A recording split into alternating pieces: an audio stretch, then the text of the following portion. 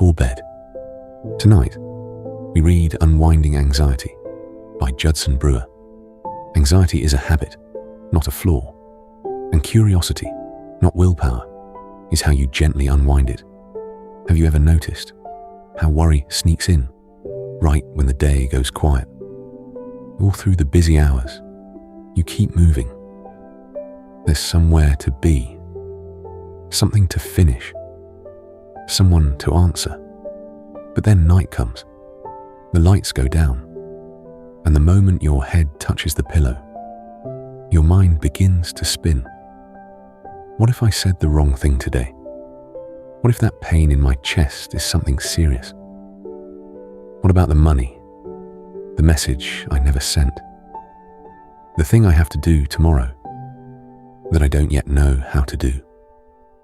One worry leads to the next, and the next, each one pulling a little thread until the whole night feels tangled. And the strangest part is, you don't choose it. You don't decide to lie awake and fret. It just happens, on its own, like a wheel that was already turning before you noticed it. So tonight, just for a little while, let's slow that wheel down. Let's walk into this book together and learn, very gently, how worry takes hold of us and how it can loosen its grip, all by itself. Let me tell you a little about the man who wrote this, because he didn't come to it as a calm person on a mountaintop. He came to it as a scientist trying to solve a very human puzzle. Judson Brewer, most people call him Dr. Judd, is a psychiatrist and a brain scientist. For more than 20 years, he studied something simple and stubborn. The question of why we do the things we know aren't good for us, why we keep smoking, why we keep eating when we're not hungry, why we keep worrying, long after worrying has done us any good. He worked at a university, watching the brain in real time, while people tried to break free of their habits. And along the way, he noticed something that surprised him. Anxiety, that heavy, restless feeling so many of us carry, wasn't really a mood that came out of nowhere. It behaved like a habit. It had a shape. It ran on the very same machinery in the brain as smoking, as snacking, as any pattern we fall into without meaning to. And if anxiety is a habit, he thought, then maybe it can be unwound, the same gentle way any habit can. Not by force, not by fighting yourself, but by understanding very clearly how the habit works, and then offering your mind something better. And that is the seed of this book. So let's begin with the question at its heart.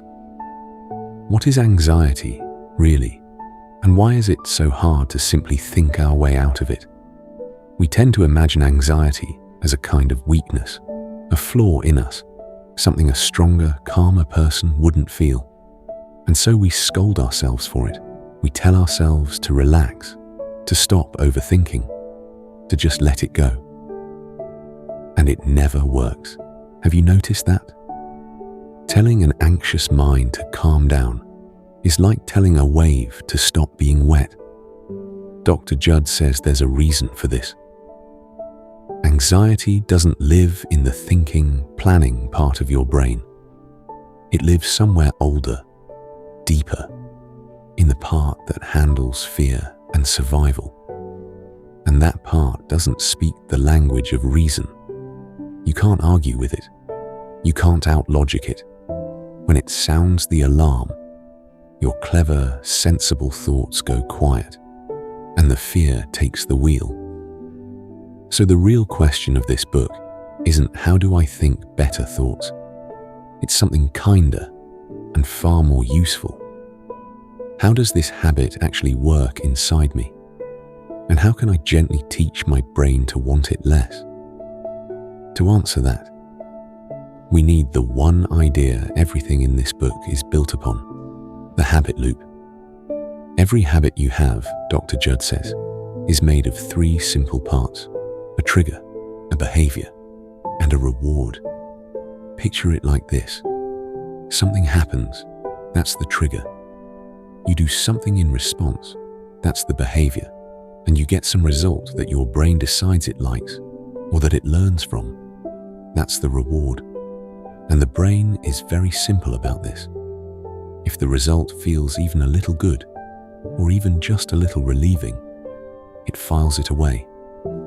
It says quietly, "Let's do that again next time." That's how good habits form. And it's how anxiety forms too. Let's walk through it slowly. The trigger is a feeling, a thought, a tightness.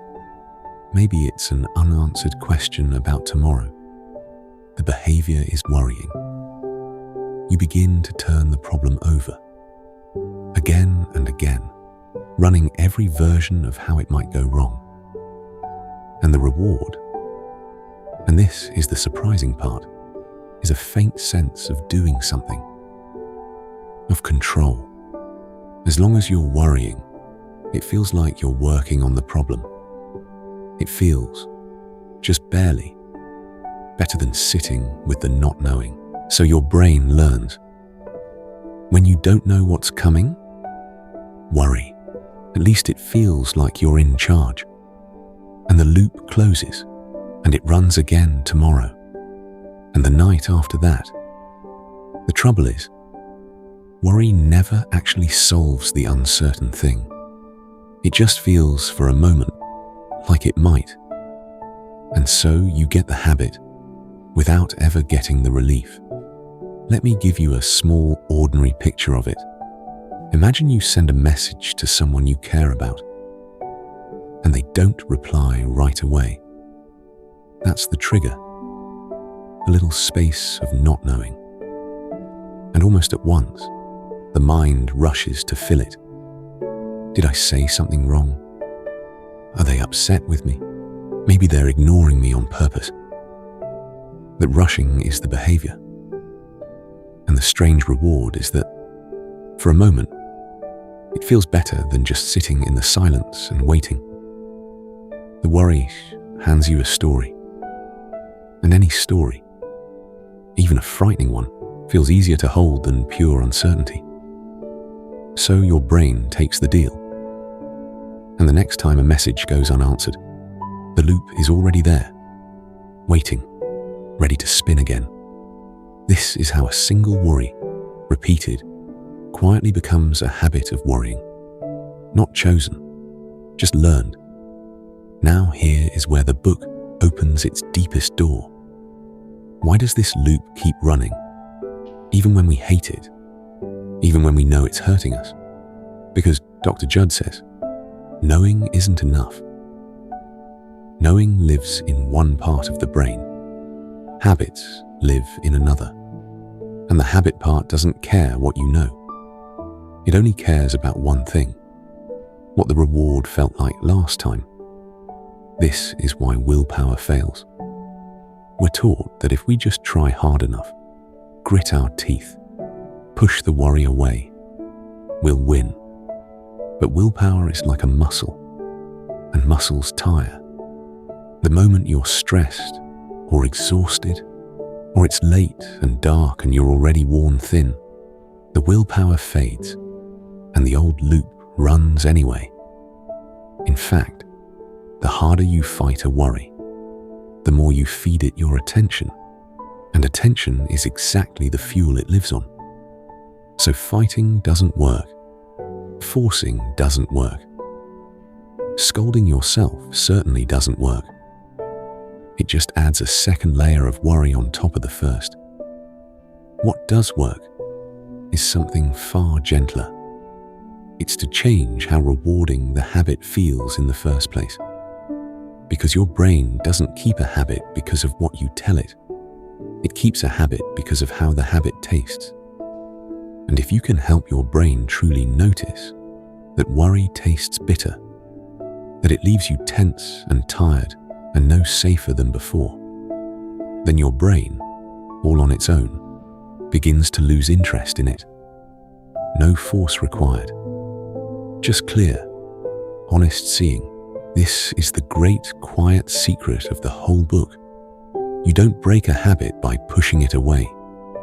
You break it by becoming so deeply aware of it that it stops fooling you. And there's a strange comfort in this.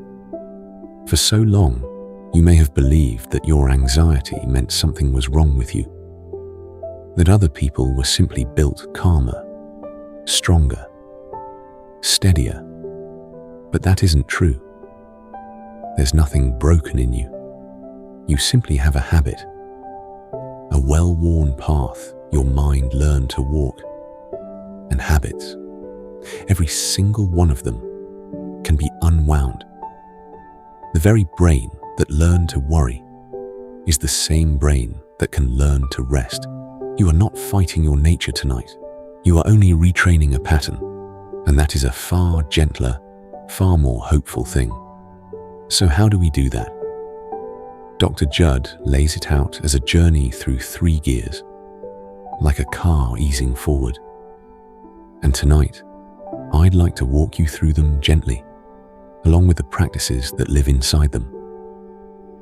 You can try each one, softly, as you rest here. The first is first gear. Simply see the loop. Map your own anxiety. Before you can change a habit, you have to be able to see it clearly. So the very first practice is just to notice the 3 parts. The next time worry arrives, don't fight it. Just become curious about it. Ask yourself, kindly, what set this off? That's the trigger. What am I doing now? That's the behavior, the worrying, the spinning, the checking. And what am I getting from it? That's the reward. You don't have to change anything. You're only mapping the territory, like drawing a small, gentle map of a path you've walked 1,000 times without ever looking at it, and simply seeing the loop laid out plainly already begins to loosen it. The second is second gear. Notice how little the reward truly gives you. Once you can see the loop, you do one quiet thing. You pay close attention to how worrying actually feels, in your body, in your chest, in your jaw. Not the story of the worry, but the felt sensation of it. Is it tight? Is it heavy? Does it leave you lighter afterward, or more drained? Be honest. Most of us have never once stopped to ask. And when you really look, you find that worry gives you almost nothing. No safety, no answer. Just tension and tiredness, and a night slipping away. And as your brain takes in that truth, clearly, again and again, the worry slowly loses its shine. This is how a habit's grip weakens. Not by being forbidden, but by being seen through. The third is to meet the moment with curiosity. Let curiosity become the bigger, better offer. Here is the tender heart of the method. When your brain finally tires of an old habit, it needs something to lean toward instead. And Dr. Judd found a beautiful one. Curiosity. Because curiosity, it turns out, feels good. And it opens you up, where worry only closes you down. So when an anxious feeling rises tonight, instead of bracing against it, turn toward it, the way you'd lean in to study something strange and interesting. You can even whisper a soft, curious sound to yourself. Isn't that interesting? Where do I feel this? What does it actually feel like right now? And the moment you grow curious about a feeling, you're no longer trapped inside it. You're watching it with gentle wonder. And worry cannot survive for long under a kind and curious gaze. The fourth is to use the rain, a simple shelter for when the storm hits. Dr. Judd offers a small practice with an easy name to remember: RAIN. 4 soft steps for the moments a wave of anxiety arrives. First, you recognize it. You simply notice, anxiety is here. Then you allow it. You let it be there, without shoving it away, without pretending it isn't real. Then you investigate, gently, curiously. Where is this in my body? What is it doing right now? And finally, you note it, naming quietly what you find. Tightness, heat, racing. You don't fix anything. You just walk through these 4 steps, like stepping under a roof while the rain falls outside.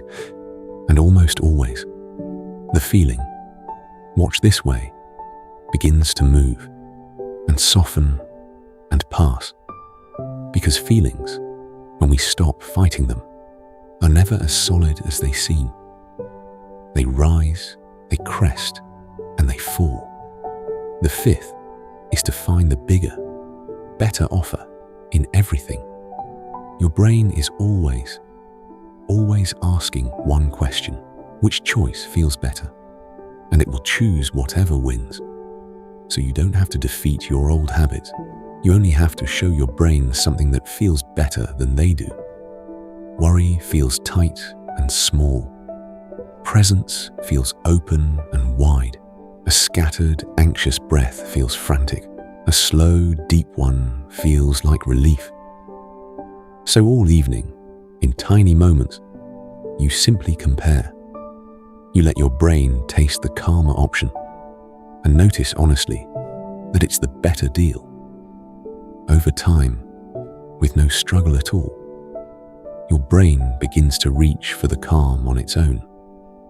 Not because you forced it, but because at last, it prefers it. The 6th is to return again and again to the breath and the body.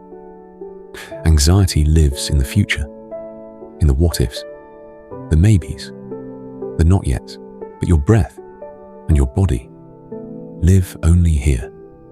So whenever the worry wheel starts to spin, you have a place to come home to. You rest your attention on the breath, on the simple rise and fall, on the air moving in and out. You feel your feet, your hands, the weight of you held by the bed. None of these things are worried about tomorrow. They are simply here, now, being. And each time you return to them, you step, for a moment, out of the loop entirely, not by force, just by coming back, softly, to what is real. So let's try it together, right now, just for a breath or two. Let your attention drift down to the air moving gently at the edge of your nose. Feel it cool as it comes in. Feel it warm as it leaves. You don't have to deepen it or change it or make it perfect. Just let it be exactly as it is. And if your mind has already wandered off to tomorrow, that's all right. That's what minds do. Simply notice where it went and bring it home again to this one quiet breath. This is the whole practice. Wander and return, wander and return. Each gentle coming back is a small thread, loosening the knot. These 6 practices all sound simple, and they are. But simple isn't the same as easy. The old loop is strong, and it has run for years, so it will pull you back again and again. And each time, all you have to do is notice and gently begin again. There is no failing here. Every return is the practice. Now, perhaps a worry of its own is rising, but isn't some anxiety useful? If I stop worrying, won't I stop caring? Won't I let things slip, miss something important, fall behind? It's a fair question, and Dr. Judd answers it gently. He's not asking you to stop caring. He's asking you to see the difference between caring and worrying. Caring is clear. It looks at a problem, takes a wise next step, and then rests. Worrying is the loop that spins long after the useful thinking is done, round and round, solving nothing, only wearing you thin. Real planning happens in the calm, thinking part of your mind.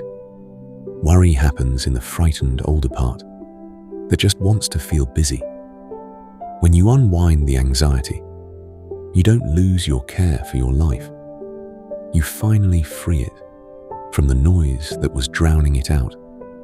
You'll plan more clearly and act more wisely because your mind is no longer exhausting itself on a wheel that goes nowhere. And now I want to share the most moving idea in the whole book.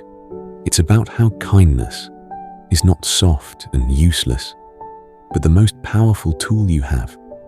Most of us treat our anxiety like an enemy. We're at war with it. Stop it. Go away. Why are you like this? But every time you fight a feeling, you tense around it. And that tension is just more anxiety. A worry about the worry. You become anxious about being anxious. And the loop tightens into a knot. Dr. Judd found that the way out runs in the opposite direction. Not war, but welcome. When the anxious feeling comes, you turn toward it the way you might turn toward a frightened child. Not to fix it, not to scold it, just to be with it, kindly, curiously, until it calms on its own. Because that anxious part of you isn't bad.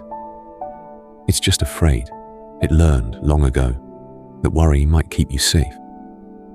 It's only trying to protect you in the clumsy way it knows. And when you meet it with warmth instead of war, it slowly learns it can rest, that it doesn't have to keep the watch all night anymore.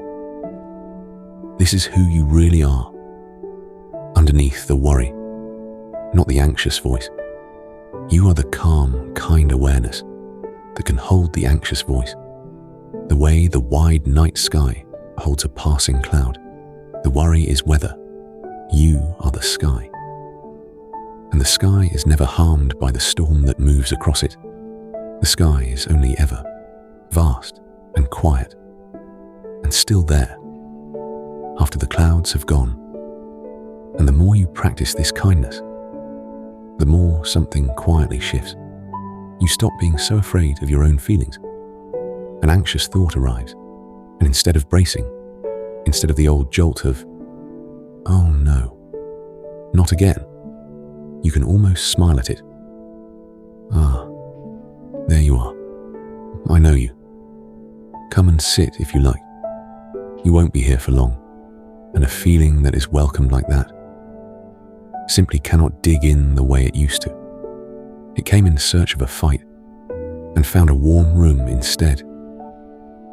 And so it softens. And after a while, it goes. This is the deep, slow medicine of the book. Not a battle won, but a peace made. So before we end tonight, let's bring this gently into ordinary life. In your work, when the pressure rises and the worry wheel starts to spin, you pause and you get curious. What is this feeling right now? And you take one clear next step and let the rest go until it's time. In your relationships, you notice when anxiety makes you snappish or distant or quick to assume the worst. And instead of acting from the fear, you breathe, you soften, and you choose from a calmer place what to actually say. In your body, you listen. The clenched jaw, the shallow breath, the knot in the stomach. These are your early signals. They aren't enemies, they're messengers. And when you greet them with curiosity instead of dread, they have less and less to shout about. And late at night, when sleep won't come and the worries circle, You remember that you don't have to win the fight. You don't have to fight at all. You only have to notice the wheel, name what's here, get curious about it, and come back, softly, to your breath.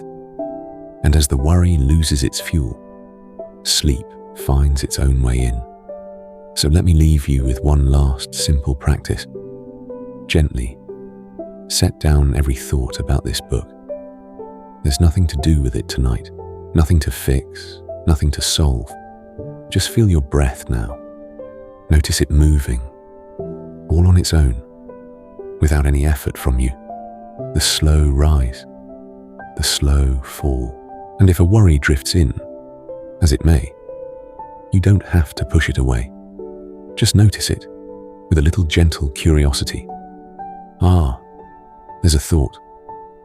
And watch it drift on, the way a cloud drifts across the dark sky, while you stay here, still, beneath it.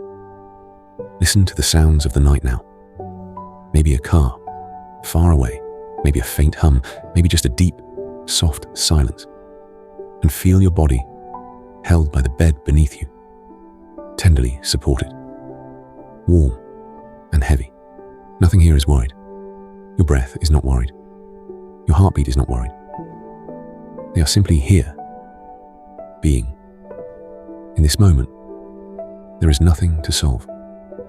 There is no tomorrow yet. There is only now. Only you, here, breathing, resting, whole. The worry was only ever a habit, a wheel that learned to turn.